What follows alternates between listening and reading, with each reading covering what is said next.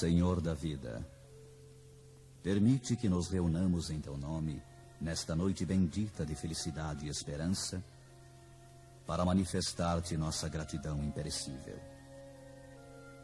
Não te rogamos, Senhor, vantagens e benefícios para nós outros, ricos que somos de Tua luz e misericórdia. Mas suplicamos ao Teu coração augusto, nos sejam concedidos os dons do equilíbrio e da equidade, para que saibamos distribuir nossa divina herança e não dissipemos em vão a glória de Tuas dádivas. Fortifica-nos a noção de harmonia para sermos cooperadores leais de Teus santos desígnios. Erguemo-nos do abismo do passado por Tua vontade vigilante, e aqui nos encontramos para servir-te. Entretanto, Pai, vergados ao peso das inclinações humanas, por nós cultivadas durante milênios, não prescindimos de Tua disciplina e de Tua força paternal. Dá-nos o clima sadio da libertação de nós mesmos. Magnetizados pelas nossas recordações do pretérito, nem sempre te compreendemos a vontade soberana e criteriosa. Anula-nos o personalismo inferior para que a consciência do universo nos esclareça o coração. Levanta-nos o raciocínio para mais alto entendimento. Faze-nos vibrar no campo de Teus divinos pensamentos. Puseste em nossa boca o verbo construtivo. Encheste-nos a alma de luz e tranquilidade a fim de colaborarmos em Tua obra. Deste-nos, neste pouso de amor fraterno, companheiros dedicados ao bem, e em torno de nossa tarefa pequenina, colocaste a multidão dos aflitos e sofredores. Ó Senhor, como somos felizes pela possibilidade de ministrar em Teu nome consolações e esclarecimentos. Contudo, nós te imploramos inspiração e roteiro, considerando as responsabilidades dos que te recebem a mordomia da salvação. Ensina-nos a agir desapaixonadamente. Infunde-nos o respeito pela autoridade que nos deste. Ajuda-nos a desprender a mente das criações individuais, para que te sentamos mais de perto no esforço coletivo da elevação comum. E toda vez que nossos atos traduzam interferência indébita do livre-arbítrio na execução de Tuas leis, repreende-nos severamente, para que não persistamos no desvio impensado. Somos Teus filhos frágeis e confiantes. Todas as Tuas resoluções a nosso respeito são excelentes e belas. Concede-nos, pois, bastante visão, de modo a enxergarmos nossa aventura em Teus desígnios, sejam quais forem. Somos servos humildes de Tua sabedoria gloriosa. Neste celeiro de paz consoladora, recebemos através de 1000 recursos diferentes a Tua presença indireta, com a qual são atendidos os que choram e padecem. Ó Pai compassivo, que felicidade maior que esta, a de espalhar com nosso Senhor Jesus Cristo as Tuas bênçãos redentoras e carinhosas. Que escola mais rica, além da que se localiza nesta casa, onde aprendemos jubilosos a exercer o dom sublime de dar, dilatando-nos a alegria, estimulando-nos a coragem, santificando-nos a esperança, Tu permites ainda, Senhor, que possamos atender ao coração interessado em lenir e confortar espíritos queridos que se perderam de nossa companhia no curso incessante do tempo. De alma voltada para a Tua magnanimidade, endereçamos-te reconhecimento sem termo. Sê louvado por todos os milênios dos milênios. Sê glorificado por todos os seres da criação.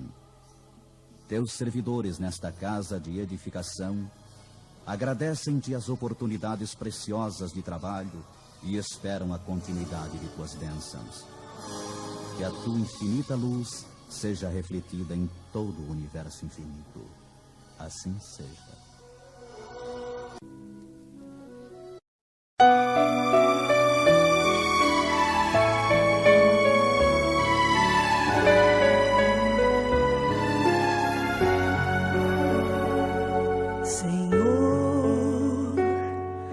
Fazei-me um instrumento de vossa paz.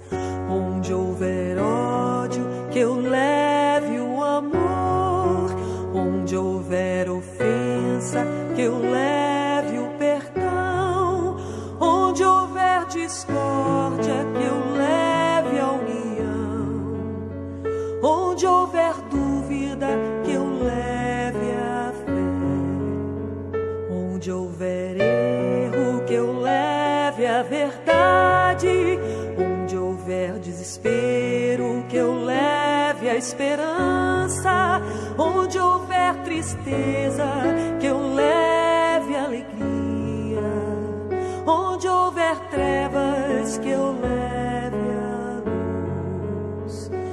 Ó Mestre, fazei que eu procure mais consolar que ser consolado, compreender que ser compreendido, amar que ser amado, pois é dando que se recebe, é perdoando que se é perdoado, e é morrendo que se vive para a vida eterna.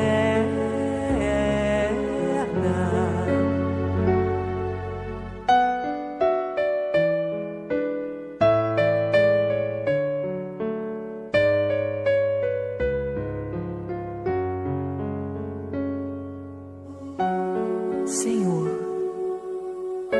fazei-me um instrumento de vossa paz. Onde houver ódio, que eu leve o amor. Onde houver ofensa, Senhor, que eu leve o perdão. Onde houver discórdia, que eu leve a união. Onde houver dúvidas, que eu leve a fé. Onde houver erro, Senhor, que eu leve a verdade. Onde houver desespero, que eu leve a esperança. Onde houver tristeza, Senhor, que eu leve a tua alegria. Onde houver trevas, permita, Senhor, que eu leve a luz. Ó Mestre, fazei que eu procure mais consolar que ser consolado, compreender que ser compreendido, amar que ser amado, pois é dando que se recebe, é perdoando que se é perdoado, e é morrendo que se vive para a vida eterna.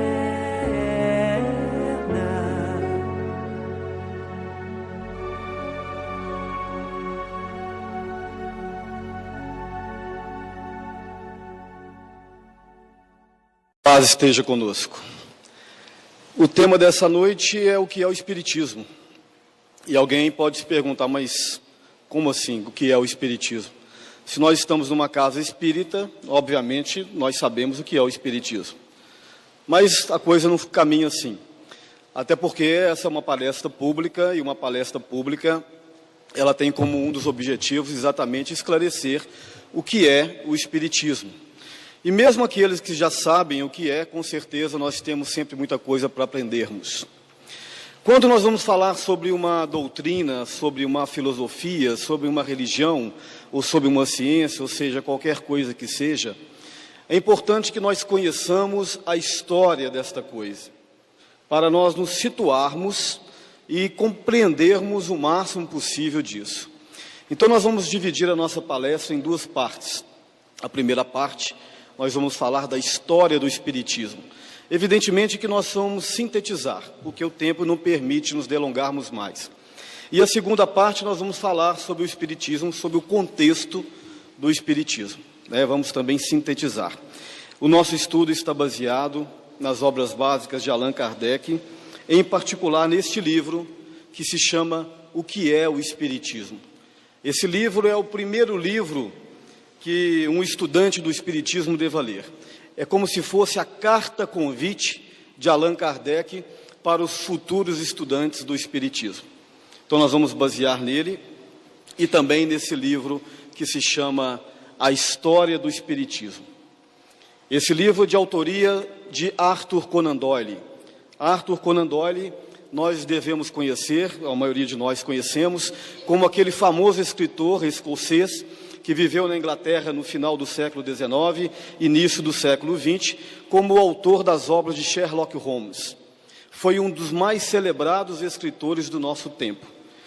Quando os fenômenos espíritas começaram a acontecer frequentemente na Europa, principalmente na Inglaterra, isso despertou o interesse deste homem, assim como de outros, e ele então começou a pesquisar mais a fundo o que seria isso.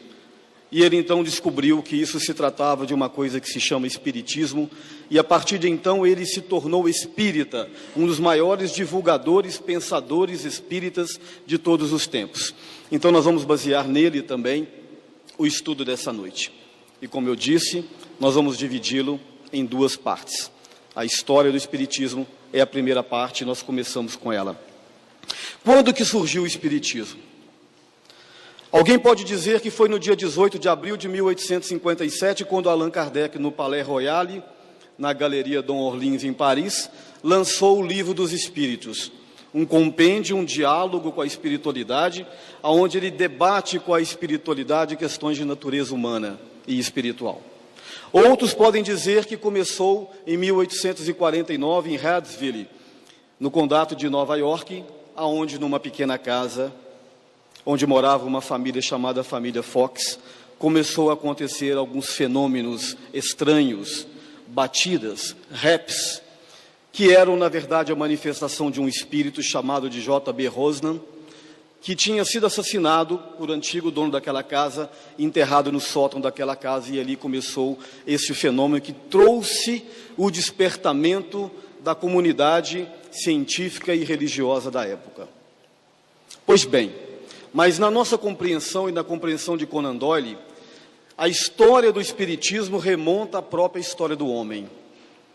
Quando o homem desce literalmente das árvores, desenvolve a razão, e começa a se juntar em tribos nômades a princípio, ali já começam lampejos do espiritismo.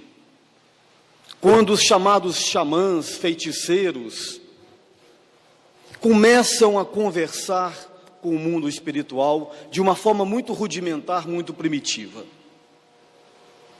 Com o passar do tempo, essas tribos nômades tornaram-se civilizações e surgiram grandes civilizações, como os Vedas, os egípcios, os chineses, os babilônios, os assírios, os caldeus, os gregos, os romanos, os hebreus e tantos outros povos. E se nós buscarmos a história desses povos, nós vamos ver acontecimentos espirituais espetaculares, fenômenos mediúnicos de toda a natureza. E se nós olharmos pela perspectiva religiosa também, buscar os livros sagrados das antigas religiões, como dos Vedas, o Torá, o Alcorão, o próprio Antigo Testamento nosso, nós vamos ver acontecimentos e fenômenos espirituais de toda a natureza. Os antigos profetas eram médiuns de efeitos físicos na sua maioria. Elias, Jeremias, Isaías, Moisés era um grande médium de efeitos físicos. Jesus foi o maior de todos os médiuns, porque ele tinha uma proposta que nós chamamos de mediunato, é uma mediunidade direta de Deus. Então, o Espiritismo flertou com a razão humana desde o início dos tempos, e ele não foi revelado de uma maneira qualquer, porque, obviamente, as pessoas não tinham cabedal intelectual e sociológico e psicológico para entender o Espiritismo. Mas, com o passar do tempo, nós vamos ter lampejos de manifestações. Na Idade Média, os antigos médiuns eram chamados de bruxos e feiticeiras, e muitos foram lançados à fogueira da Inquisição. Antigamente, os médiuns, nesses antigos povos, eram chamados de pitons, de pitonisas, de oráculos. Enfim, ao longo da história da humanidade, nós vamos ver, como eu já disse, lampejos da revelação espírita. Pois bem, mas na Idade Média, quando o homem já começa a desenvolver mais a razão, apesar do período do obscurantismo, chamada Idade das Trevas, começou a acontecer alguns fenômenos muito estranhos. E segundo a visão de Conan Doyle, corroborada pelo pensamento de José Herculano Pires, no livro O Espírito e o Tempo, ambos chegam à conclusão que um dos maiores reveladores do Espiritismo se chama René Descartes, que viveu no ano de 1600, 1630 aproximadamente. O seu nome traduzido para o latim era Rhinus Cartesius, da onde originou-se o chamado plano cartesiano. Pois bem, esse jovem, René Descartes, era soldado do exército de Maurício de Nassau. Maurício de Nassau é aquele mesmo que esteve no Brasil como fundador da cidade de Olinda. Maurício de Nassau, ele era dono de um exército de mercenários e ele prestava serviço aos príncipes da época. E eis que esse jovem estava acampado em Ur, na Alemanha, quando numa noite de 10 de novembro de 1619, ele teve um desdobramento mediúnico, um transe mediúnico. E eis que nesse transe ele é levado, ele entra dentro ao mundo espiritual e é revelado para ele a sua grande missão. A sua missão era a seguinte: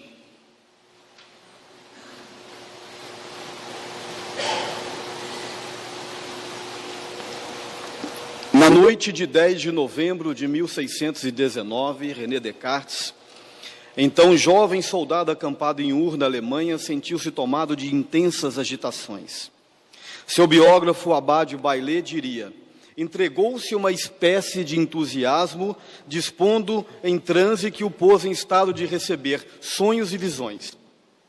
Descartes sentiu de maneira empolgado pelos sonhos que acreditou haver sido inspirado pelo Espírito de verdade. Foi de tal clareza a intuição recebida que Descartes considerou capaz de pulverizar a velha e falsa ciência escolástica. Então vamos entender isso.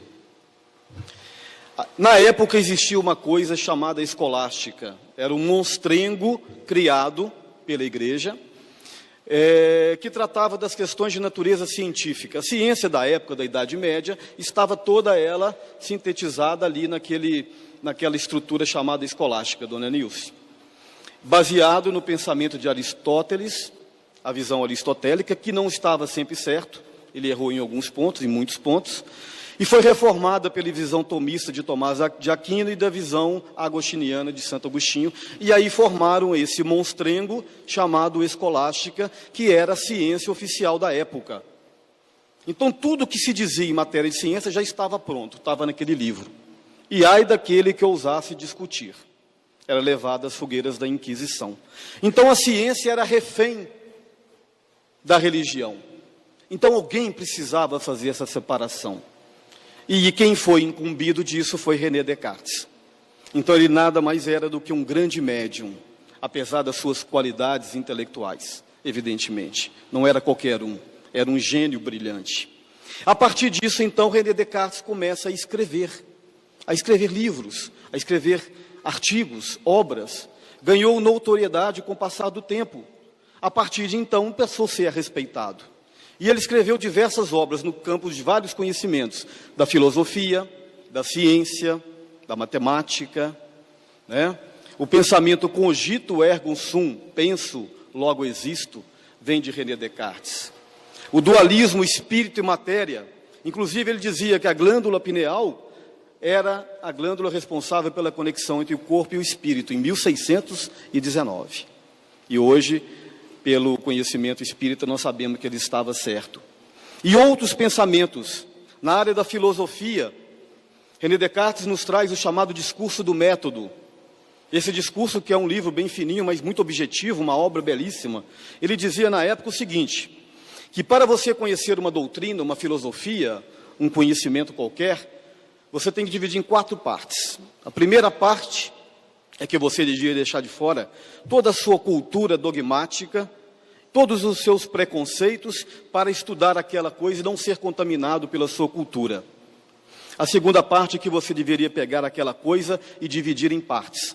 A terceira parte é que você deveria começar pelas partes mais simples para as mais complexas. E a quarta parte é que você deveria rever de tempos em tempos aquela filosofia ou aquela ciência para ver se você não está em erro.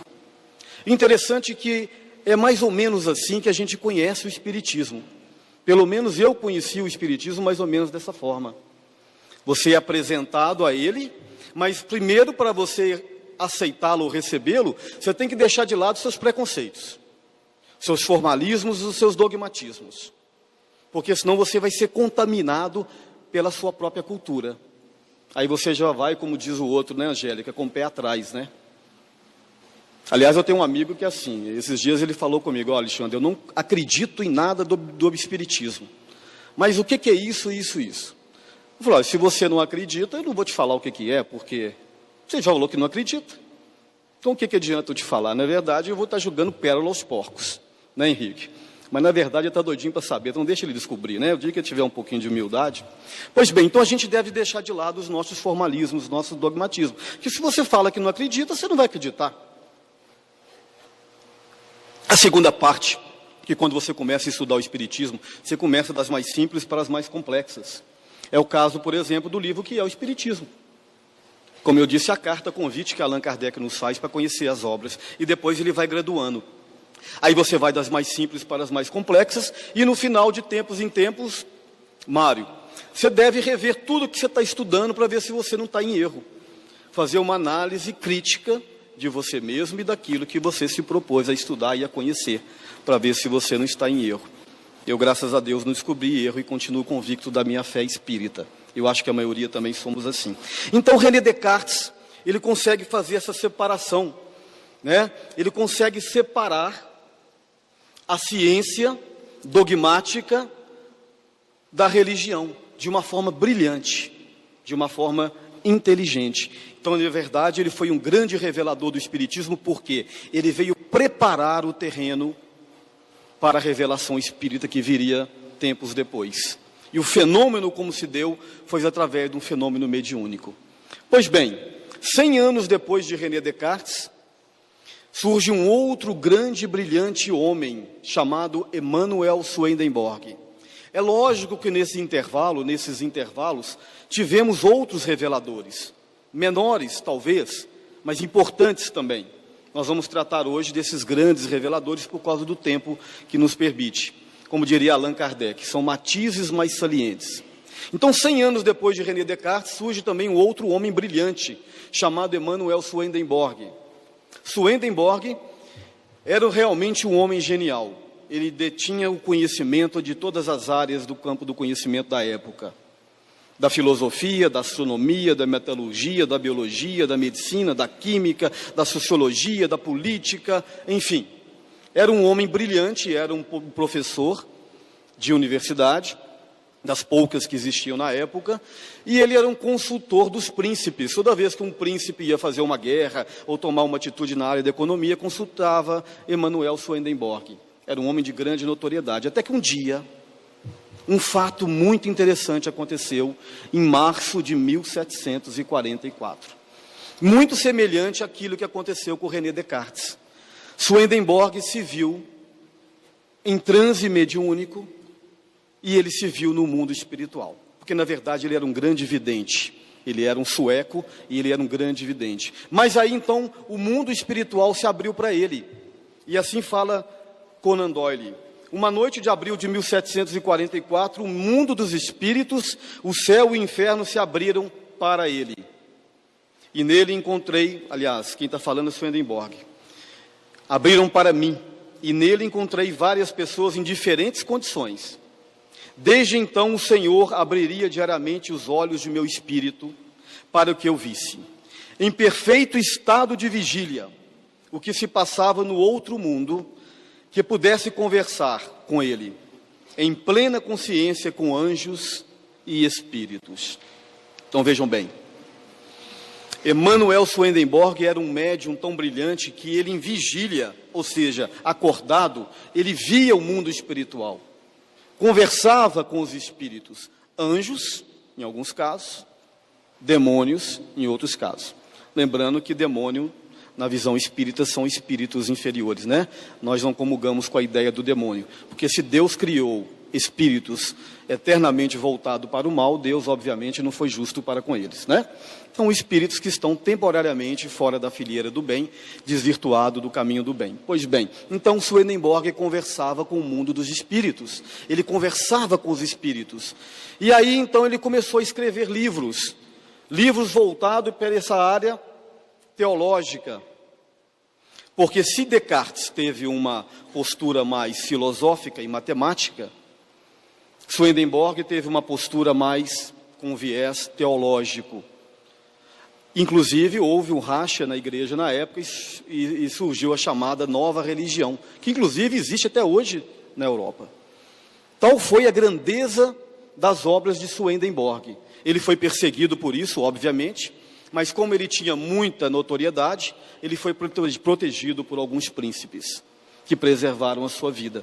E ele escreveu vários livros que falam da vida do mundo espiritual, que falam da existência dos espíritos, da graduação desses espíritos, da imortalidade da alma. Escreveu várias obras como a Nova Jerusalém, Celeste, Arcândia Celestial e tantas outras obras que vêm relatar e vêm desvendar esse mundo espiritual, apesar de ter um viés um pouco teológico, um pouco místico, que era a característica da época. Então, na visão de Conan Doyle, Swedenborg, que ele chama de nebulosa de Swedenborg, foi um dos maiores reveladores e precursores do espiritismo, porque Descartes preparou o terreno no campo da filosofia, Swedenborg preparava no campo da teologia. 100 anos depois, exatamente 100 anos depois, surge também um outro grande homem. Ao contrário de Swedenborg e de Descartes, esse homem era aparentemente ignorante. Ignorante no sentido das letras, era um iletrado, não sabia ler nem sabia escrever. Mas obviamente que era um homem extremamente evoluído intelectualmente, porque os seus caracteres de personalidade e de intelectualidade já estavam bem formatados. Porque se não tivesse, a espiritualidade não conseguia escrever junto dele. Esse homem chamava-se Andrew Jackson Davis. Ele nasceu nos Estados Unidos da América, exatamente 100 anos depois de Swedenborg. A revelação de Swedenborg foi em março de 1744. A revelação de Andrew Jackson Davis foi em abril de 1844. Uma bela noite, esse homem simples, um camponês, ignorante a princípio, foi arrebatado mediunicamente. Ele teve um transe mediúnico, uma bicorporidade.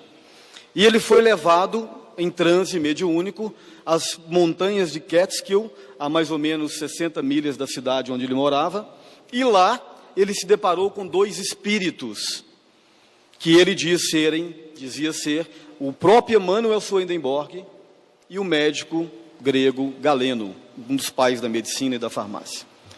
E esses dois lhe revelaram que ele tinha uma grande missão.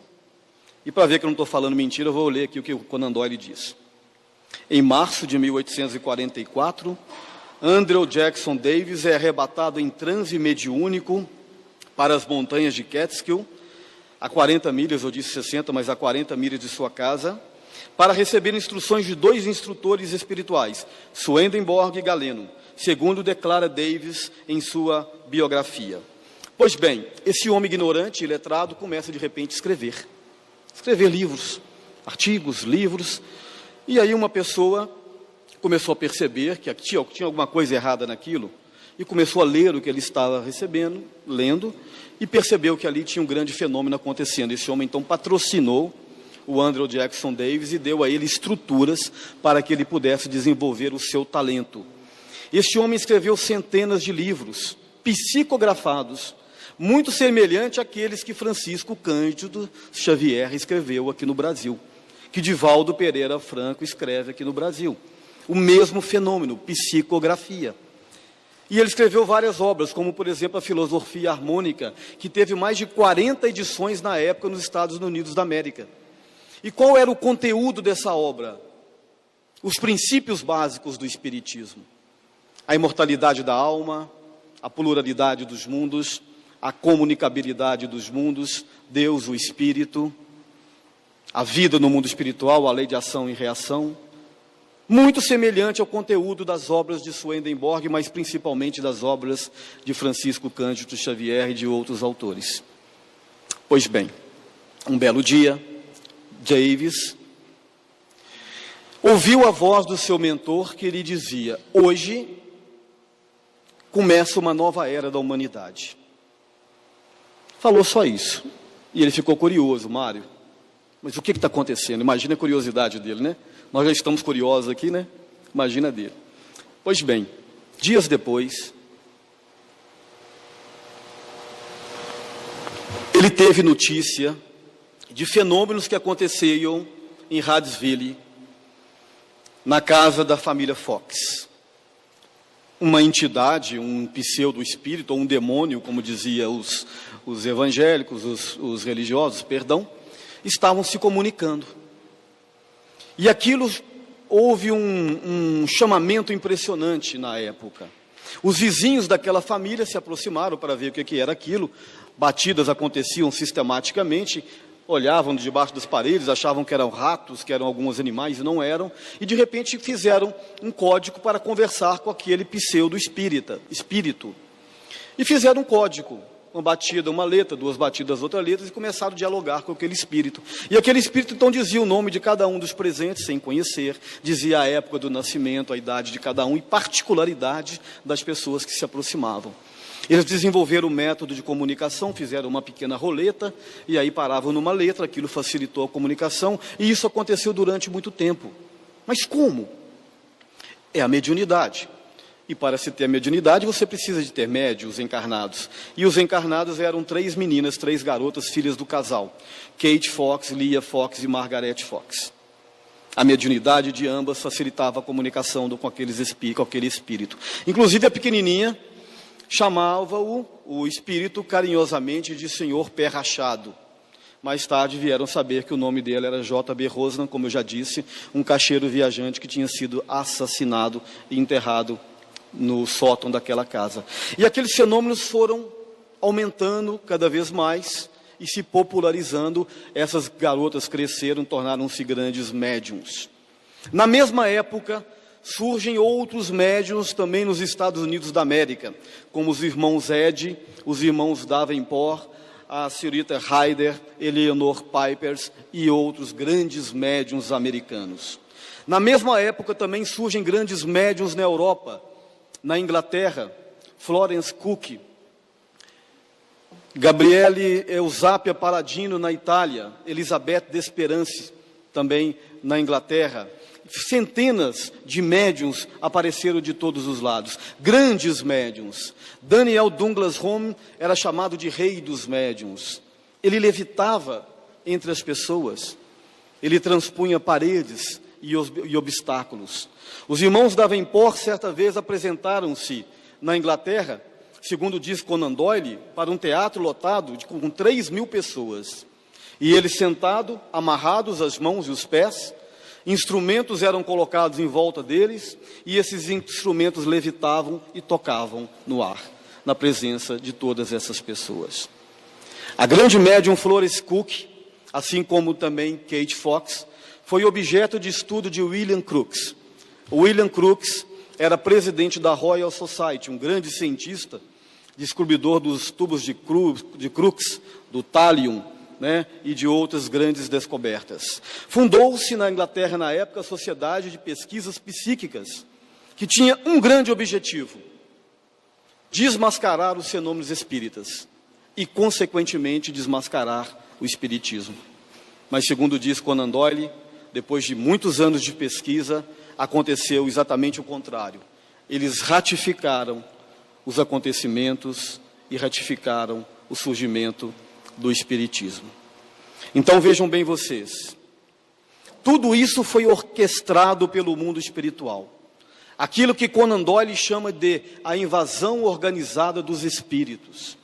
Nada aconteceu por acaso. Tudo arquitetado pelo plano maior, sob a égide de Jesus. A encarnação desses médiuns e a manifestação desses espíritos batedores, porque quem faz a manifestação física são os espíritos batedores, com concurso dos espíritos superiores, mas com a anuência dos médiuns. Então esse foi um tempo de despertamento da intelectualidade, da ciência e do público geral para o surgimento desses fenômenos espirituais, muito bem orquestrado pelo plano espiritual, como eu disse. Na França, na mesma época, também surgem diversos fenômenos, diversos médiuns. Na Itália, surge a famosa escola de pesquisadores italianos, como o Dr. Cesare Lombroso, Schiaparelli, Sciaia e outros grandes pesquisadores. Eusápia Palladini e outros grandes médiuns surgiram também naquele cenário.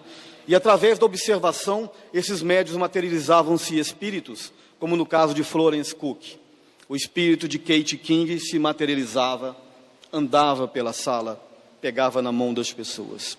Outros grandes cientistas surgiram nesse cenário como pesquisadores, a princípio também para desmistificar esses fenômenos, como Alexander Akazakov, Alfred Russel Wallace, Frederick Zollner, Frederick Myers, Olivier Lodge, eram grandes homens de ciência. E todos esses que eu disse se tornaram espíritas, depois do contato com os fenômenos das pesquisas e com os estudos que eles fizeram. O Dr. Zollner, um físico alemão, o Dr. Slater, que era um médium, colocava uma corda emendada, sem ponta, em cima da mesa, a corda desaparecia e aparecia com um nó. Uma mesa desaparecia e aparecia novamente, um fenômeno de aporte. Eis então que Zollner escreve um livro chamado Física Transcendental, aonde ele vem sugerir a existência da quarta dimensão, que isso só poderia acontecer com a existência de uma quarta dimensão. Enfim, tudo isso, todo esse reboliço, foi, como eu disse, a chamada invasão organizada dos espíritos. E se nós pegarmos o Evangelho segundo o Espiritismo, logo no prefácio, o Espírito de Verdade nos diz o seguinte: os Espíritos do Senhor, que são as virtudes do céu, como um imenso exército que se movimenta, desde que dele recebeu a voz de comando, espalham-se por toda a superfície da terra. E como estrelas cadentes, vêm abrir os olhos aos cegos, confundir os orgulhosos e glorificar os justos. Foi esse fenômeno que aconteceu para o despertamento da comunidade. Como eu disse, na França surge um grande homem chamado Hippolyte Léon Denisard Rivail. Quem que é ele mesmo, gente? Exatamente, Allan Kardec. Este homem também não acreditava, era cético, né? Achava que aquilo era coisa mística, e ele começou a observar, e através dos métodos científicos de observação, experimentação, tentativas e erros, começou a participar das chamadas mesas girantes, e ali ele começou a dialogar com os espíritos e conversar com eles. E ele aprimorou a técnica de conversação através da psicografia e da ardósia. Colocava um lápis numa cesta e ela escrevia na ardósia. Ali ele funda a Sociedade Parisiense de Estudos Espíritas e começa a dialogar com o mundo espiritual. E o resultado desse diálogo nós temos nas obras básicas do Espiritismo. Então vejam bem vocês, alguém pode dizer, então foram vários espiritismos. O espiritismo primitivo, o espiritismo americano, o espiritismo anglo-saxão, o espiritismo francês, o italiano, o alemão que vocês acham? Claro que não. O Herculano Pires diz que, na verdade, são peças de um mesmo quebra-cabeça, que se juntam para formar o único e verdadeiro espiritismo. Então, os Estados Unidos da América ficam com a parte dos fenômenos, a fenomenologia. Por quê?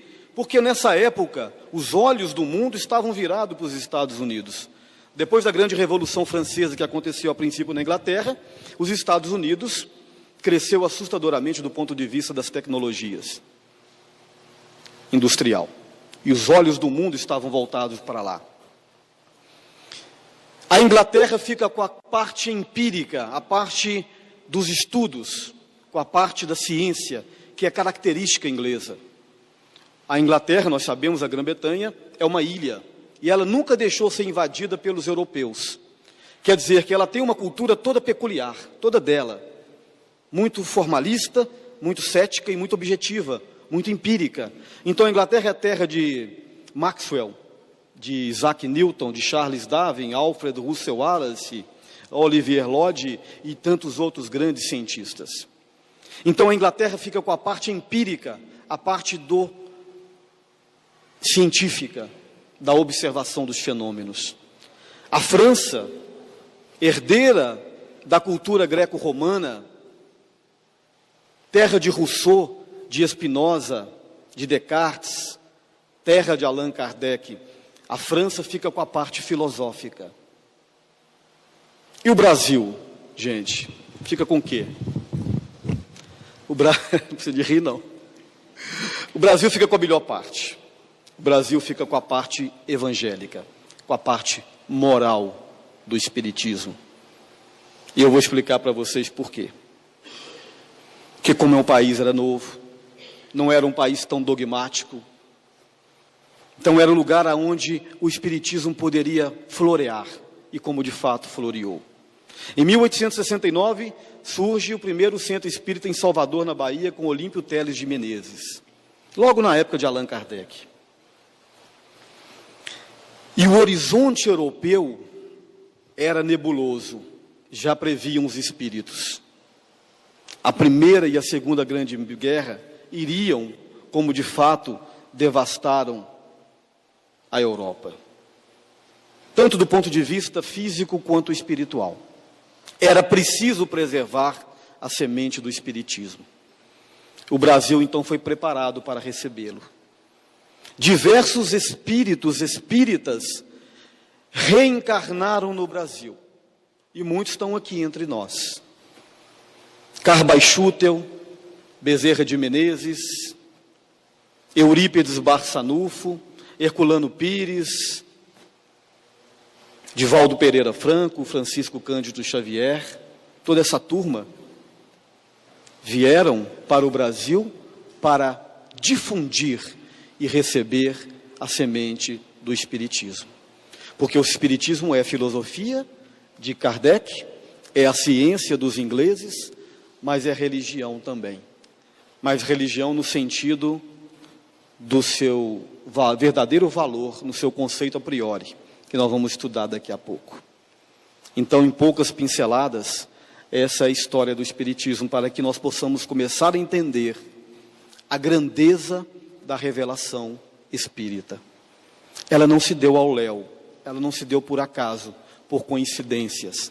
Ela foi devidamente preparada e arquitetada pelo mundo espiritual, o tempo todo. Era preciso, Mário, reformas profundas do pensamento humano.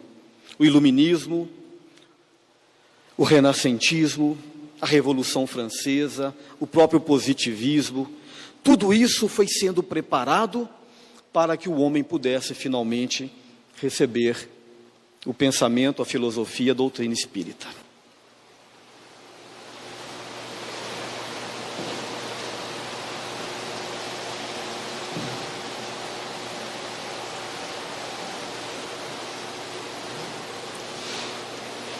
Na palestra passada eu brinquei aqui que eu acho que eu tinha sido um camelo na encarnação passada, né? Eu acho que eu fui mesmo.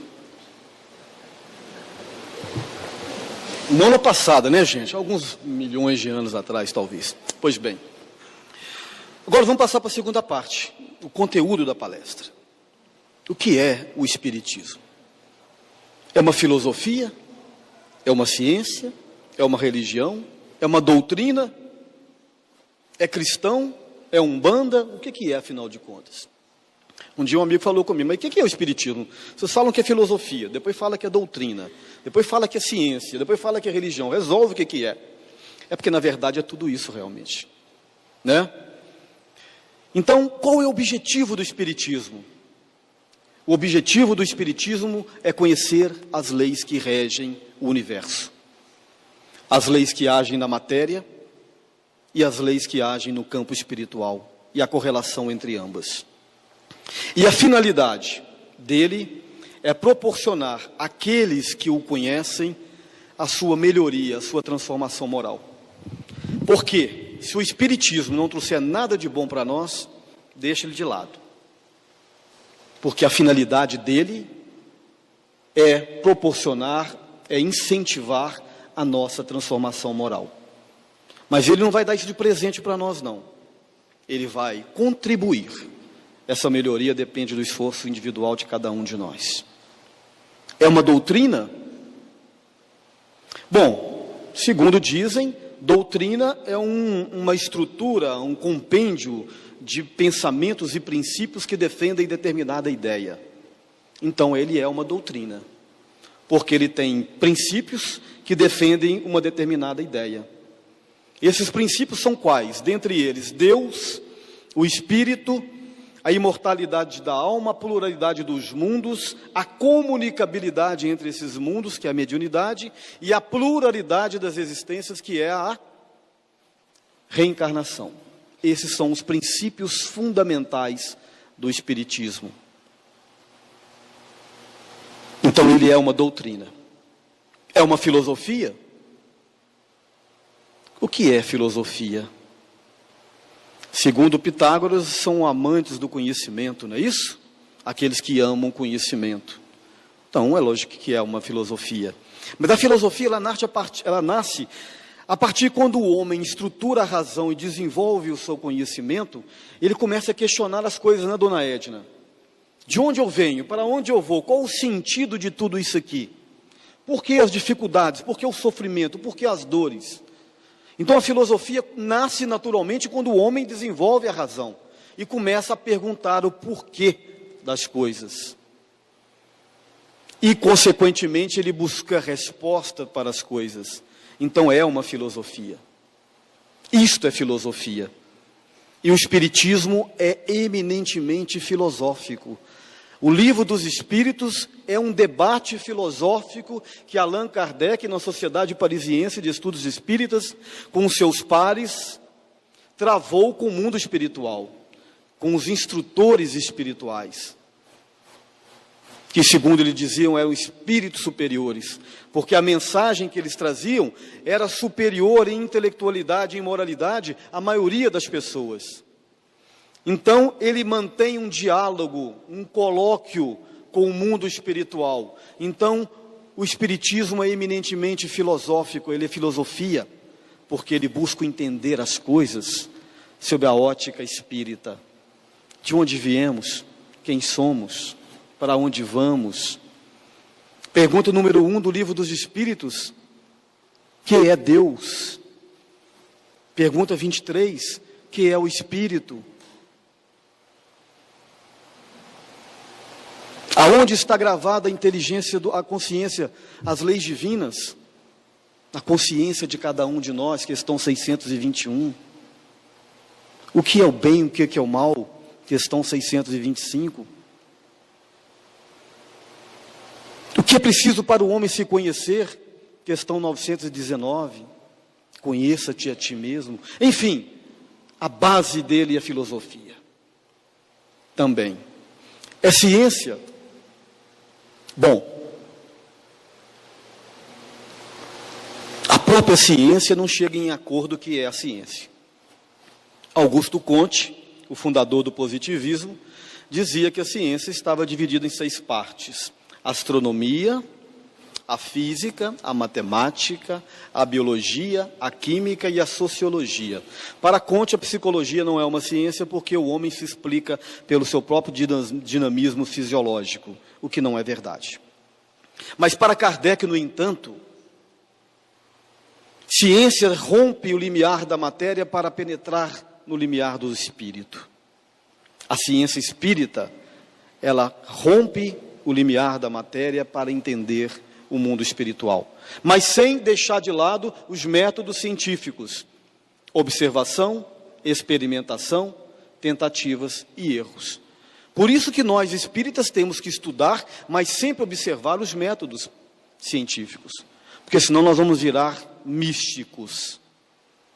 Nós temos que observar. E assim Allan Kardec fez o tempo todo. Assim muitos pesquisadores espíritas fazem.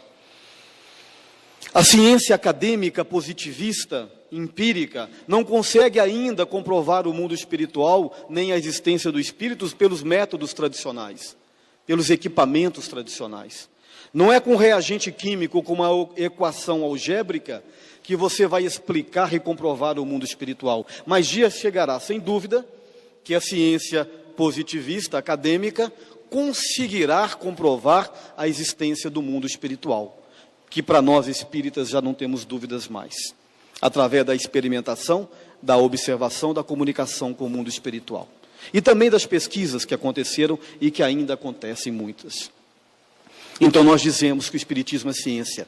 Aliás, Allan Kardec diz que o espiritismo anda lado a par com a ciência.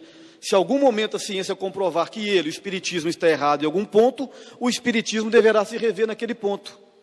Se uma verdade nova for revelada pela ciência, ele aceitará.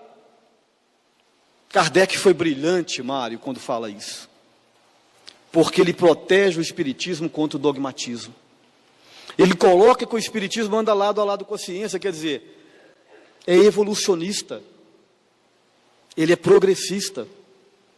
Ao contrário das religiões, e quando a gente fala aqui em religiões, a gente fala com muito respeito, que se fecharam em dogmas e criaram as verdades inquestionáveis. A escolástica dizia, por exemplo, que a Terra era o centro do universo e que o Sol girava em torno da Terra, e que a Terra era uma estrutura plana e chata. O que Copérnico e depois Galileu comprovaram que não eram verdade. E aí? Ou você rasgava o que estava ali, ou você mandava matar quem falou. Era mais fácil mandar matar. Então o espiritismo não tem dogmas, porque ele anda lado a par com a ciência. Não tem verdades inquestionáveis, não pode ter, porque ele é evolucionista. Tem princípios, mas que podem ser e devem ser debatidos, discutidos. É o que nós fazemos nos grupos de estudos, nas casas espíritas. Pois bem, então, é filosofia, é ciência e é religião, gente? O que vocês acham? É, Luciana?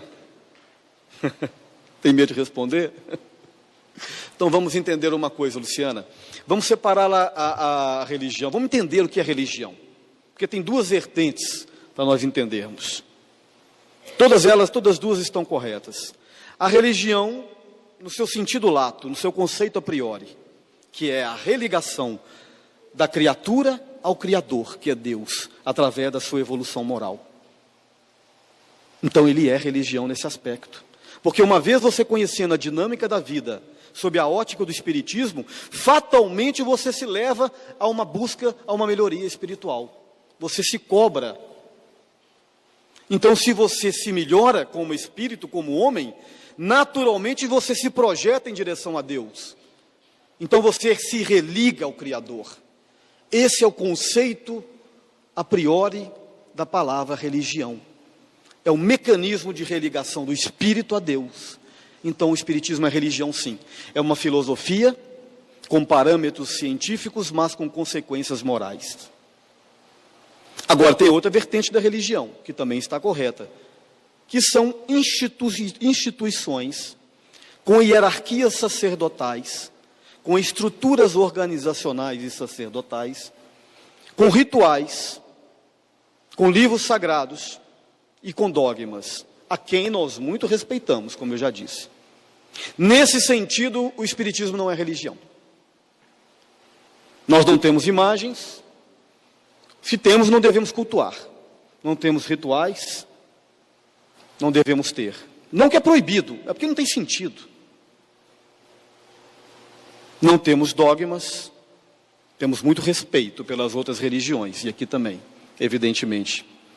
Temos centros espíritas que têm uma hierarquia organizacional, porque tem que ter, senão vira bagunça. Tem um presidente, uma diretoria, um corpo administrativo, trabalhadores para receber a todos nós. Lógico, toda instituição humana, esteja no plano físico, no plano espiritual, precisa de estruturas organizacionais, com hierarquias bem definidas. Nesse sentido, o Espiritismo não é religião. Mas volto a dizer com muito respeito. É Umbanda? É Candomblé? É Macumba?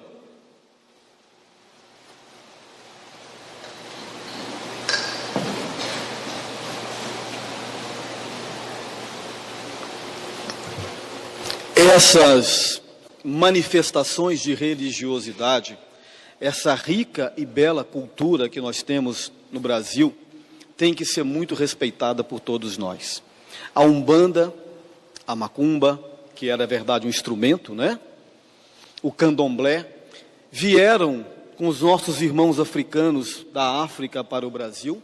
Aqui se juntaram os elementos indígenas aos elementos colonizadores dos portugueses, dos europeus, e fundiram essa rica expressão de cultura e de religiosidade, que nós muito respeitamos e temos profundo respeito e carinho, mas não é espiritismo. Uma coisa é uma coisa, outra coisa é outra coisa.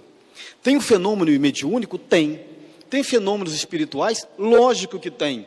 Assim também como tem dentro do catolicismo, dentro do protestantismo, do hinduísmo, do budismo e de todas as religiões. Então o Espiritismo tem pontos de contatos com a Umbanda, com o Candomblé, com o catolicismo, com o protestantismo. Tem. Mas são coisas diferentes. A palavra Espiritismo, ou New Spiritualist, ou Modern Spiritualism, dos ingleses, ou Espiritismo de Allan Kardec, foi criada para revelar esta filosofia, essa estrutura, essa doutrina que eu acabei de dizer.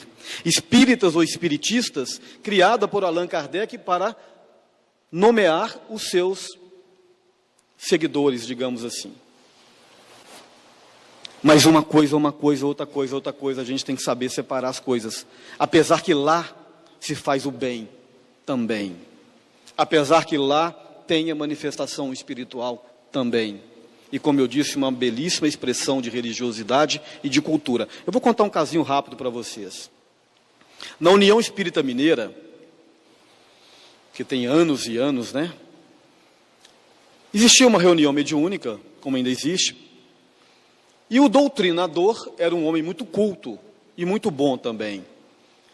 Ele falava algumas línguas, dentre elas o francês. Um dia, na reunião mediúnica, uma médium de psicofonia, Henrique, deu uma manifestação. Eis que quem apareceu lá? Um preto velho. Mise fi para cá, mise fi para lá, meu filho para cá, né, com aquele jeito característico. E trouxe uma belíssima comunicação. No final da sessão, o dirigente chamou a médium de psicofonia na regulagem. Ora, minha filha, você tem que filtrar suas manifestações. Afinal, isso aqui, né, é uma reunião séria e tal. Ah, mas só porque é.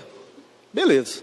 Passou uns dias, numa outra reunião, apresenta-se um espírito francês na reunião.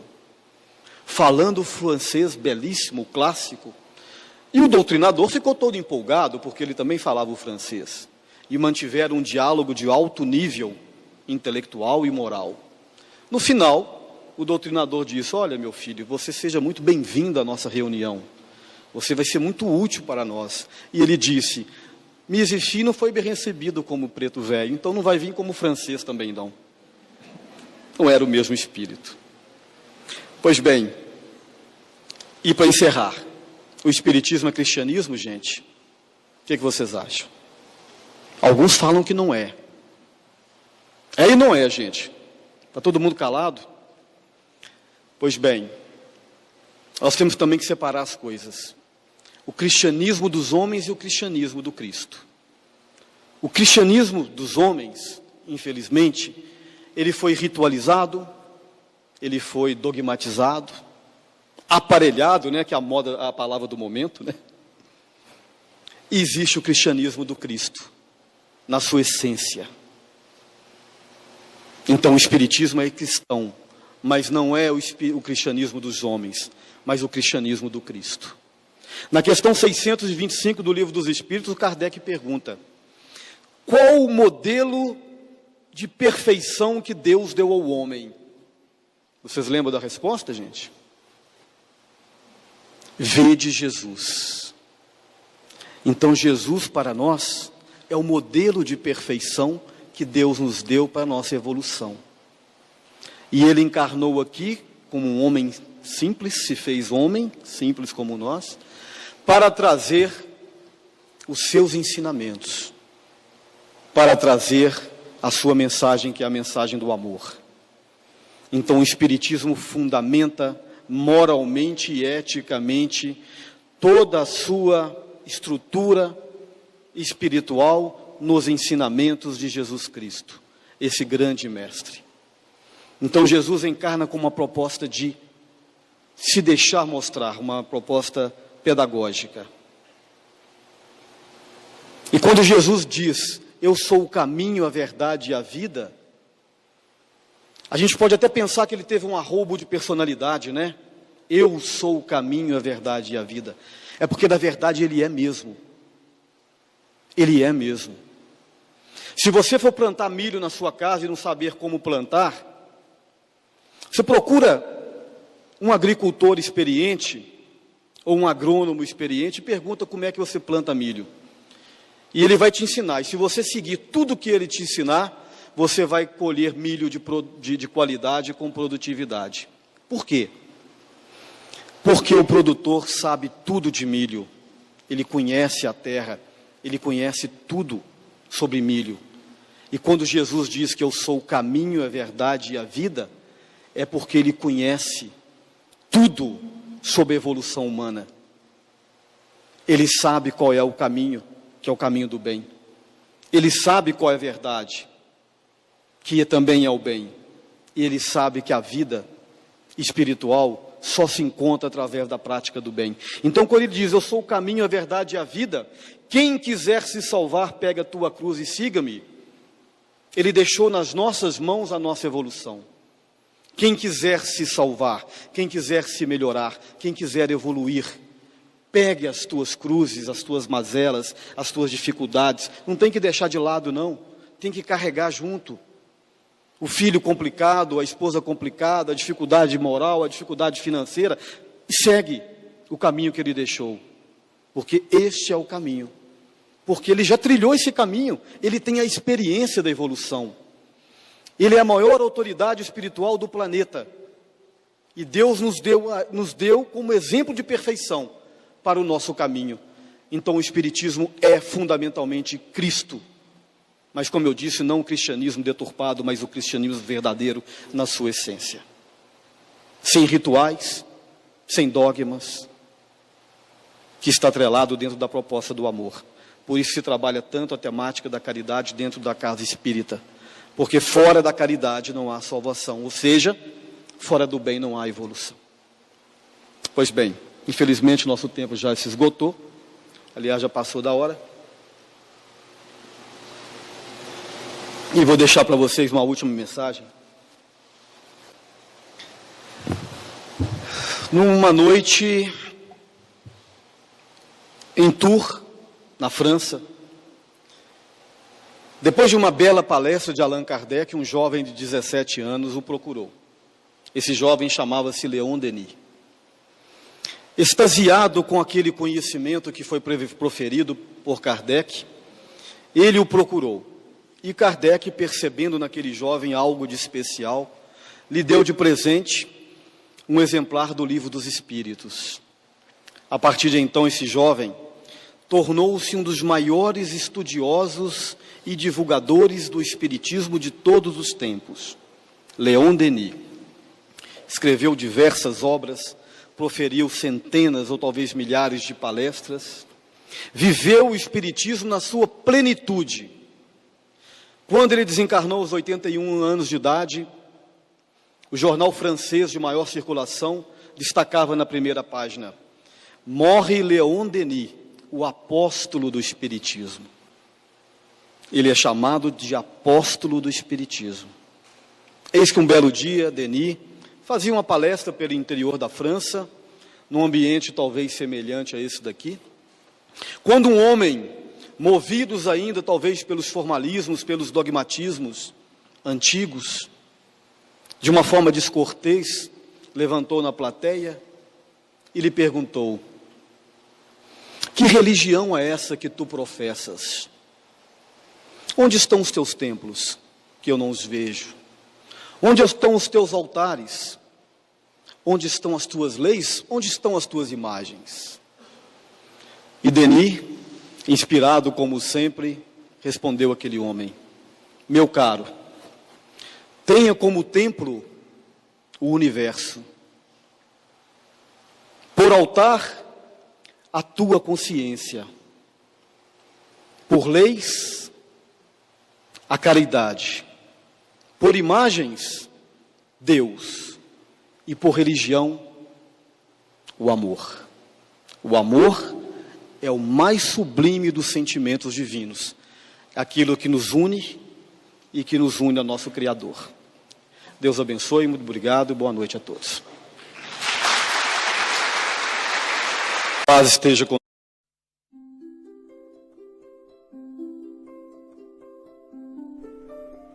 Passe virtual. Depois de iniciado o passe, não pense em mais nada. Mentalize sua casa, sua família e seus desejos. Usando a sala de passe virtual do Instituto André Luiz, esteja convicto de que realmente precisa tomar um passe. Não use a sala somente por curiosidade. Visitando a sala por visitar de maneira informal, deixará de usufruir dos seus benefícios quando dela necessitar realmente. Utilize a sala com gratidão e respeito, como faria num centro espírita material. Aconselhamos a utilização da sala apenas uma vez por semana, salvo em caso de grande necessidade. Em silêncio, evoque a proteção de Deus e de Jesus para o passe. Desejando, após a invocação, rogue também o concurso do seu anjo da guarda ou dos espíritos superiores com os quais tenha maior afinidade. Procure afastar de sua mente quaisquer pensamentos negativos. Respire fundo, pausadamente, com calma e confiança. Prepare-se para orar. Ore com Jesus. Pai nosso, que estás no céu, santificado seja o teu nome. Venha a nós o teu reino e seja feita a tua vontade, assim na terra como no céu. O pão nosso de cada dia dá-nos hoje. Perdoa as nossas dívidas, assim como nós perdoamos os nossos devedores. Não nos deixeis cair em tentação, mas livrai-nos do mal. Porque teus são o reino, o poder e a glória para sempre. Assim seja. Vamos dar início ao passe. Como as folhas envelhecidas se desprendem das árvores, deixe os sentimentos que já não servem mais se soltarem de você suavemente, mas de forma inexorável. Pequenos pontos de sofrimento e que se chamam amargura, tristeza, raiva, decepção, se vão de sua mente um a um para não mais voltar. O vento da vida leva-os para longe sem que possam retornar e refazer o vínculo pernicioso. Pouco a pouco a árvore de suas emoções vai se esvaziando de negatividade até mostrar-se limpa e pronta para a renovação.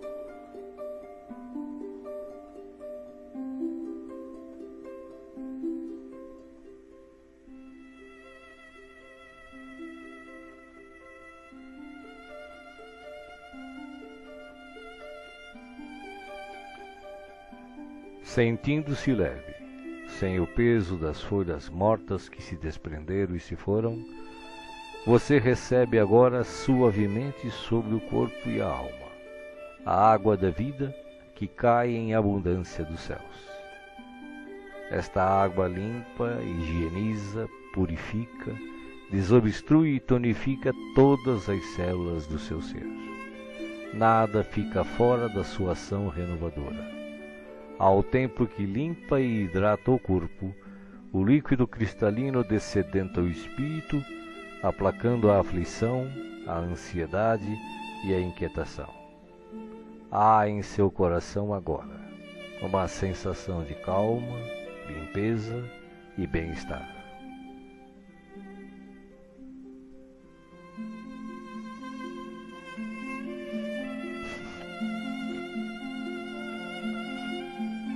Um leve frio, e eis que o sol de Deus surge para aquecer e aconchegar. Os raios cariciosos penetram-no por inteiro, aquecendo-o ternamente qual um materno abraço, proporcionando conforto e segurança ao coração. Neste momento, o amor maior aquece o seu ser, afastando o gelo de toda e qualquer aflição. Nenhum outro sentimento que não o de alegria e confiança assomam à sua mente agora. Você está em paz, envolvido pelo calor que o protege.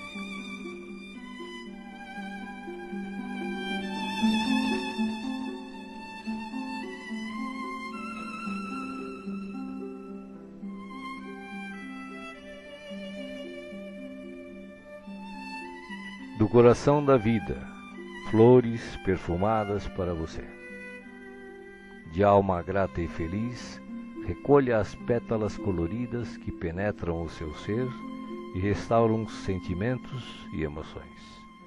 Felicidade, esperança, fé, coragem e determinação passam a significar novamente vontade de viver.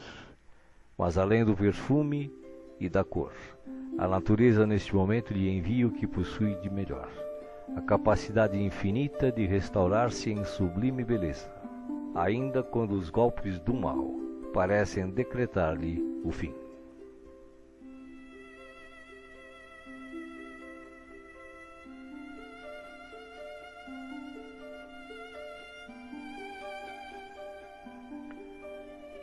As mãos divinas estão repletas de luz. Suavemente a luz transborda e se derrama sobre você, como cascata dourada de invisível e ignota essência. A alma, pouco a pouco, se impregna de doce felicidade, permitindo o renascimento íntimo dos mais nobres propósitos de elevação, progresso e realização. Banhado em sublime força, você se entrega profundamente ao doador da luz, absorvendo as energias que darão a partir de agora novo e abençoado impulso ao seu viver.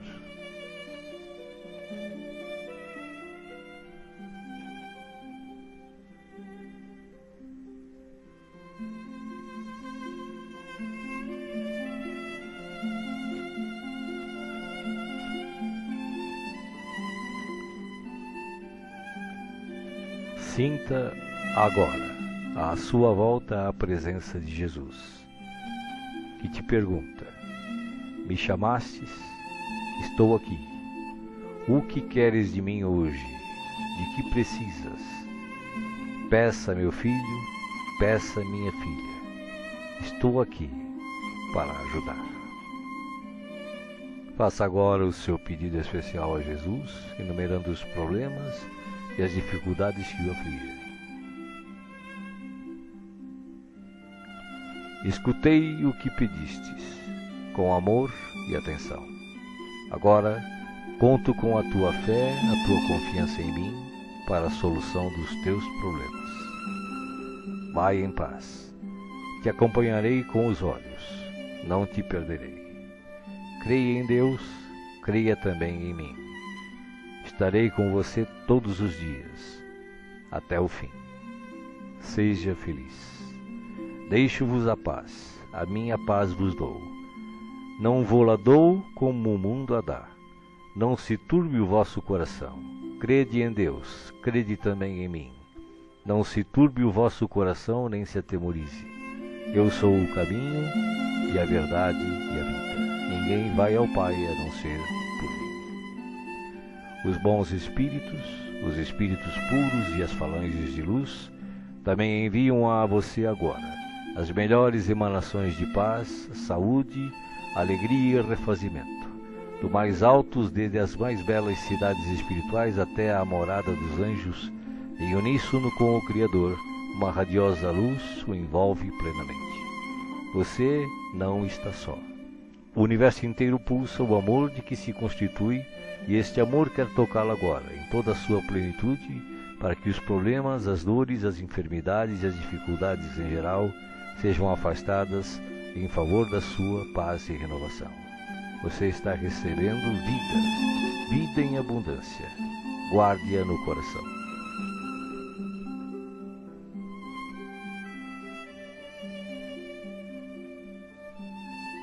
O passe está sendo finalizado. Respire pausadamente e repita agradecido. Obrigado, Senhor, por este dia. Que ele me seja produtivo e feliz, como tu desejas. Assim seja.